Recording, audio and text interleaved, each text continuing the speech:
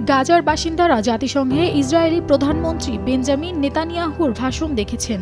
অনেকেই আশা করছিলেন উত্তেজনা কমবে বা শান্তির কোনো পথ দেখা যাবে, কিন্তু নেতানিয়াহুর বক্তব্যে স্পষ্ট হলো হামাসের বিরুদ্ধে তিনি যুদ্ধ অব্যাহত রাখবেন। আমরা আশা করেছিলাম পরিস্থিতি সহজ হবে বা কোনো সমাধান আসবে, কিন্তু আমরা হতাশ হয়েছি। তিনি জোর দিয়ে বলেছেন যুদ্ধ চলবেই, বললেন মোহাম্মদ আবু হাজার নামের একজন ফিলিস্তিনি।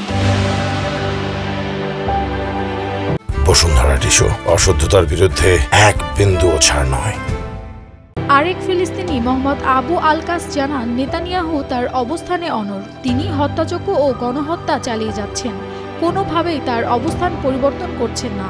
এখন তিনি গাজা উপত্যকার প্রতিটি ফিলিস্তিনিকে হত্যা করতে বদ্ধপরিকর। এদিকে তিনি ট্রাম্প সহ কাউকে গুরুত্ব দিবেন না। আমার মনে হয় গাজার বেশিরভাগ মানুষ নেতানিয়াহুর বক্তৃতা নিয়ে আর মাথা ঘামান না, তাদের জীবনে কোনো পার্থক্যই আনছে না বলে মন্তব্য করেন আরেক ফিলিস্তিনি আলা শেরিফ। গাজাবাসীর জন্য নেতানিয়াহুর কথাগুলো কোনো আশার বার্তা নয়, বরং অব্যাহত যুদ্ধের মানবিক মূল্য ও টিকে থাকার সংগ্রামের এক তীব্র স্মারক।